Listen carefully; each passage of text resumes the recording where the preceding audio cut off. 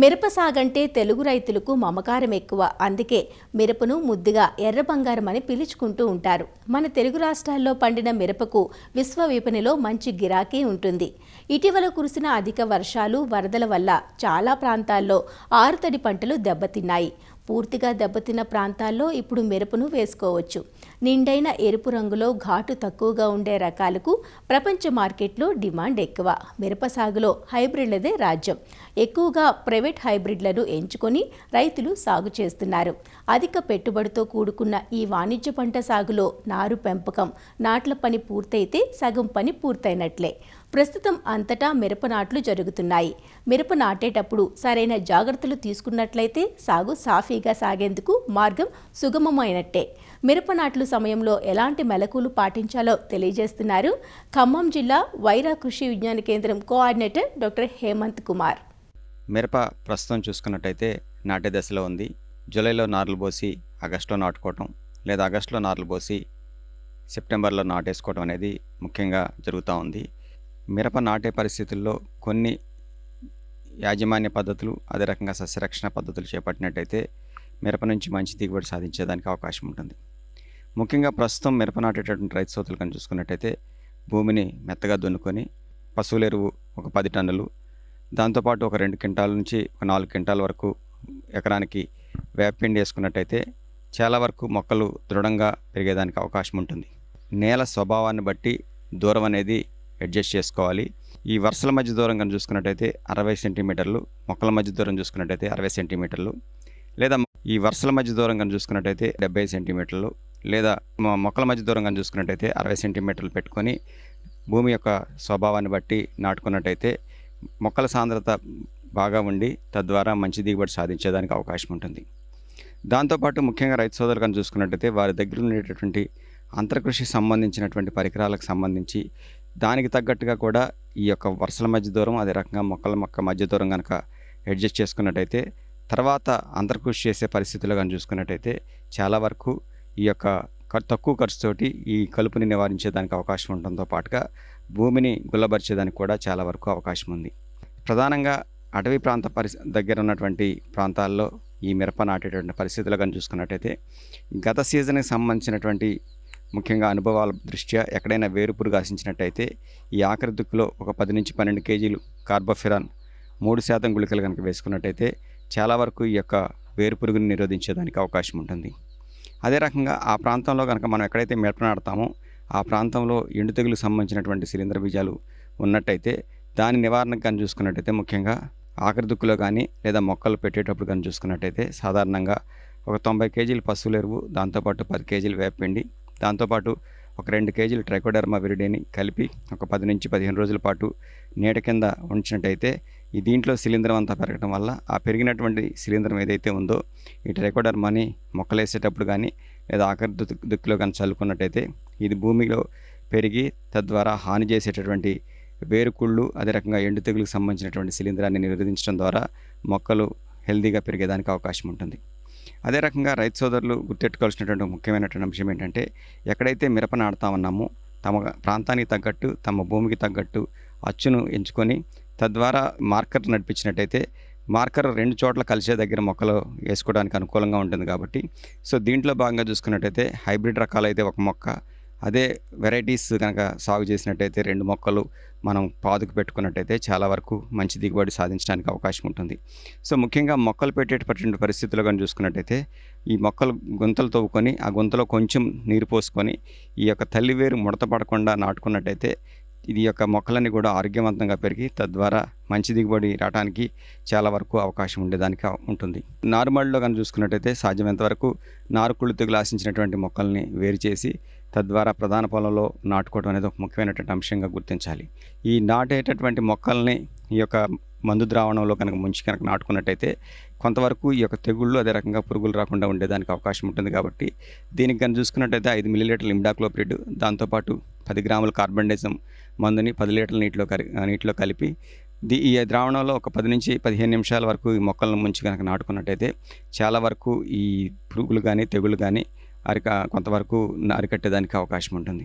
ముఖ్యంగా ఎరువుల విషయంకి వచ్చినట్టయితే మనకి ఎకరానికి 120 కేజీలు ఇచ్చే నత్రజని, దాంతోపాటు 24 కేజీలు భాస్వరం, 48 కేజీలు పొటాష్ ఇచ్చేటటువంటి ఎరువులు మనకి ఎకరానికి అవసరం అవుతాయి కాబట్టి సాధ్యమైనంత వరకు పూర్తి భాస్వరం మొత్తం కూడా ఆఖరి దుక్కులో వేసుకున్నట్టయితే, ముఖ్యంగా భాస్వరం కానీ చూసుకున్నట్టయితే భూమిలో కదలకుండా ఉంటుంది, మొక్కలో కలుతుంది కాబట్టి సాధ్యమైనంత వరకు ఈ భాస్వరం అంతా కూడా వేర్ల పెరుగుదలకు ఎక్కువగా ఉపయోగపడుతుంది కాబట్టి ఆఖరి దుక్కులో వేసుకోవడం అనేది ఒక ముఖ్యమైనటువంటి అంశంగా గుర్తించాలి.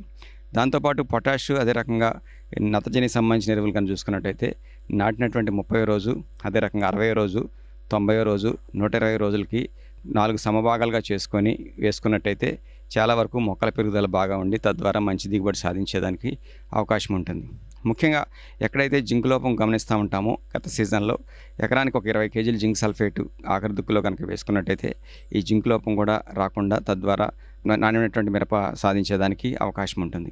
గత 10 రోజుల నుంచి పడుతున్నటువంటి వర్షాలు కానీ చూసుకున్నట్టయితే కొన్ని ప్రాంతాల్లో కానీ చూసుకున్నట్టయితే ముఖ్యంగా కొన్ని సమస్యలు తలెత్తాయి.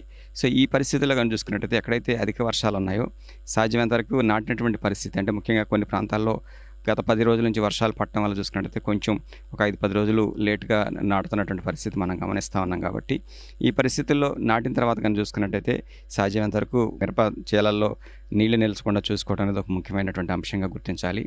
దాంతోపాటు ఎక్కడైతే ఈ యొక్క నాటామో ఇలాంటి పరిస్థితుల్లో కానీ మొక్కలు తొందరగా కుదురుకోవడానికి కానీ చూసుకున్నట్టయితే సాధ్యమైనంత వరకు ఎరువులు వేసుకోవడం, దాంతోపాటు ముఖ్యంగా భూమిలో తేమ శాతం ఎక్కువగా ఉన్నటువంటి పరిస్థితులు కానీ చూసుకున్నట్టయితే ఈ యొక్క మొక్కలన్నీ కూడా భూమి నుంచి పోషకాలను తొందరగా గ్రహించలేవు కాబట్టి పైపాటుగా పిచికారీ రూపంలో మల్టీకి అంటే పొటాషియం నైట్రేట్ అయినట్టయితే మొక్క వయసును బట్టి 5-10 గ్రాములు, లేదా 19 అయినట్టయితే మొక్క వయసును బట్టి 5-10 గ్రాములు పిచికారీ చేసుకున్నట్టయితే ఆకుల ద్వారా అందించినట్టయితే ఈ యొక్క మొక్కలన్నీ కూడా తొందరగా కుదురుకునేదానికి అవకాశం ఉంటుంది. దాంతోపాటు ప్రస్తుతం ఉన్నటువంటి పరిస్థితుల్లో కానీ చూసుకున్నట్టయితే ముఖ్యంగా కొన్ని రకాలైనటువంటి తెగుళ్ళు అదే రకంగా పురుగులు కూడా వచ్చేదానికి అవకాశం ఉంటుంది కాబట్టి ముఖ్యంగా పురుగుల విషయంకి వచ్చినట్టయితే మనం మొక్కలు నాటిన తర్వాత కానీ చూసుకున్నట్టయితే సాధ్యమైనంత వరకు మొక్క నాటినటువంటి 15వ రోజు అదే రకంగా 45వ రోజు ఫిప్రోనిల్ గుళికలు ఎకరానికి 8 కేజీలు సాళ్లల్లో ఎదబెట్టుకున్నట్టయితే చాలా వరకు ఈ యొక్క తామర పురుగులు అంటే పైముడత పురుగును మనం సమర్థవంతంగా నిరోధించేదానికి అవకాశం ఉంటుంది.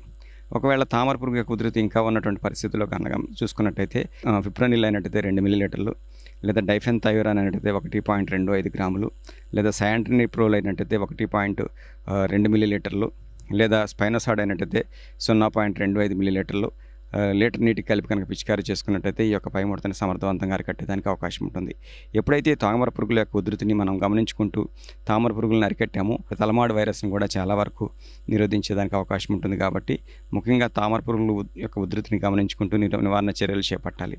అదే రకంగా కొన్ని పరిస్థితుల్లో కానీ చూసుకున్నట్టయితే ముఖ్యంగా మిరప నాటిన దగ్గర నుంచి ఆఖరి కోత వరకు మనం చూసుకున్నట్టయితే ఈ కింది ముడత అంటే ముఖ్యంగా తెల్లనల్లి అనేది కూడా సమస్యగా ఉండేదానికి అవకాశం ఉంటుంది కాబట్టి ఎక్కడైతే తెల్లనల్లి ఆశించిందో ఆకులన్నీ కూడా అడుగు ముడుచుకుంటాయి కాబట్టి ఈ ముడుచుకున్నటువంటి ఆకులు తెల్లనల్లి ద్వారా వచ్చిందని గుర్తించి దీనికి కనుక చూసుకున్నట్టయితే ప్రాపర్ గైట్ అయినట్టయితే 2.5 మిల్లీలీటర్లు, లేదా మిల్బిమెక్టిన్ అయినట్టయితే 0.65 మిల్లీలీటర్లు, లేదా క్లోరాపెన్-ఫైర్ అయినట్టయితే 2 మిల్లీలీటర్లు, లేదా డైఫెన్థైరాన్ అయినట్టయితే 1.25 గ్రాములు లీటర్ నీటికి కలిపి కనుక పిచికారీ చేసుకున్నట్టయితే చాలా వరకు దీని ఉధృతి తగ్గేదానికి అవకాశం ఉంటుంది.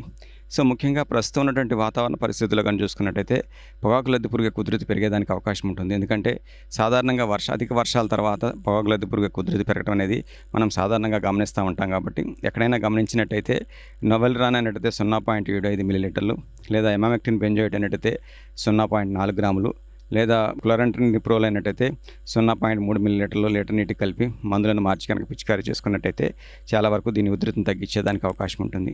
ముఖ్యంగా ప్రస్తుతం నాటేస్తున్నటువంటి రైతు సోదరులు సాధ్యమైనంత వరకు ఈ యొక్క ఆకర్షణ పంటలైనటువంటి బంతి అదే రకంగా ఆముదం కనుక వేసుకున్నట్టయితే ఆముదానికి ముఖ్యంగా లద్దె పురుగుకు సంబంధించినటువంటి పురుగులు ఆముదాల మీద గుడ్లు పెడతాయి కాబట్టి ఆ గుడ్లని ఏరి నాశనం చేయడం ఒకటి, దాంతోపాటు దీని యొక్క ఉధృతిని కూడా తెలుసుకునేదానికి అవకాశం ఉంటుంది. చేలలో అక్కడక్కడ ఒక 20-30 మొక్కలు వేసుకున్నట్టయితే చాలా వరకు దీన్ని గమనించుకుంటూ నివారణ చర్యలు చేపట్టేదానికి వీలుంటుంది.